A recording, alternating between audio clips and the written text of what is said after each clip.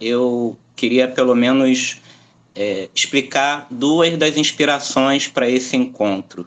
Uma inspiração que eu chamaria de filosófica ou conceitual, que remete ao Walter Benjamin, que já está contido, inclusive, no título, ou melhor, no subtítulo desse encontro, que é a ideia da história a contrapelo. E a segunda inspiração seria o lançamento de um livro muito importante para mim. Mas falando um pouco da primeira inspiração, a gente está remetendo aqui ao texto clássico do Benjamin sobre o conceito de história, ou em outras traduções, tese sobre o conceito de história, ou sobre a história. Acho que isso não importa muito. Existem pelo menos 4 versões desse texto, ou 5 versões desse texto, segundo Márcio Seligman. E a gente está fazendo menção especificamente no subtítulo à tese 7 do Benjamin, que tem 2 grandes características, talvez as características das mais famosas dentro da reflexão benjaminiana. Uma é quando Benjamin faz uma relação de imbricamento entre cultura e barbárie, questão que geralmente o senso comum tende a diferenciar, né, como se a cultura fosse naturalmente um antídoto da barbárie. E nesse sentido, a frase famosa de Benjamin é: todo documento de cultura é também um documento de barbárie, ou em outras traduções, todo monumento de cultura é um monumento de barbárie. Daqui a pouco eu vou fazer uma citação mais literal.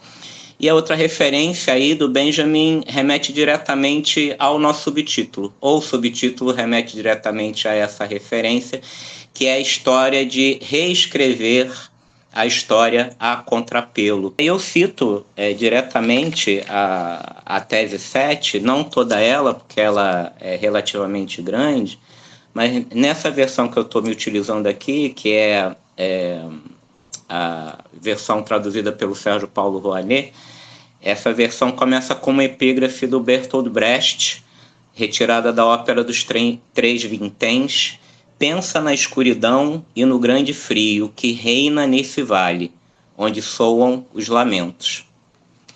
E lá mais para o final da tese do Benjamin, e aí é muito interessante a epígrafe que ele traz para conduzir a nossa leitura, ele diz o seguinte: todos os bens culturais que ele, historiador, vê têm uma origem sobre a qual ele não pode refletir sem horror. Devem sua existência não somente ao esforço dos grandes gênios que os criaram, como a corvéia anônima dos seus contemporâneos. Nunca houve um monumento de cultura que não fosse também um monumento de barbárie. E assim como a cultura não é isenta de barbárie, não é, tampouco, o processo de transmissão da cultura. Por isso, na medida do possível, o materialista histórico se desvia dela, considera sua tarefa escovar a história a contrapelo.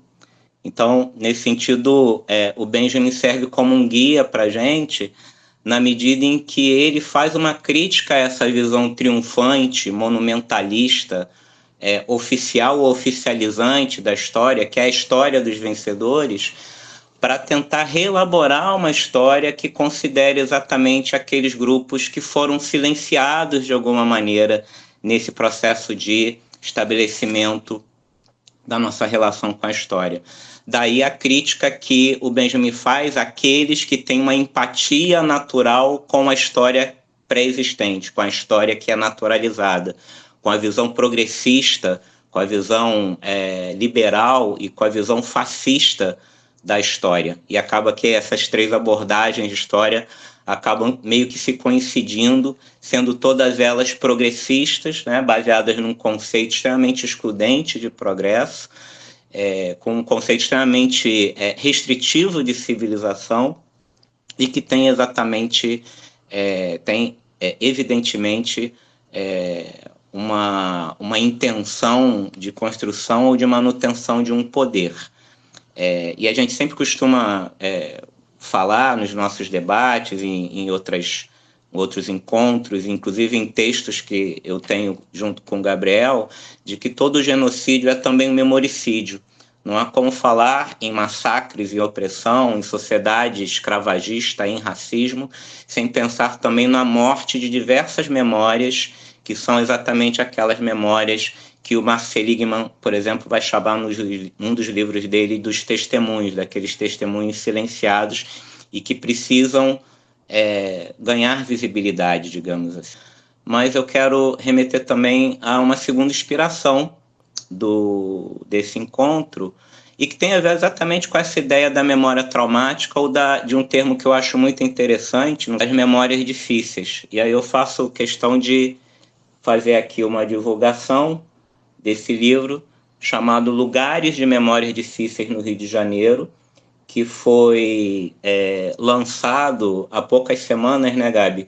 No Museu da República, num evento que foi de lançamento do livro, mas foi também uma bela homenagem à grande líder e organizadora desse livro, professora Miriam Sepúlveda Santos, recém-falecida, minha ex-professora em vários cursos, ex-professora do Gabriel também, e, para quem não sabe, uma das maiores referências que nós temos no campo das teorias da memória, especialmente na sociologia, mas evidentemente lida em todos os campos, museologia, história, entre outros, que de alguma maneira também abordem o tema da memória.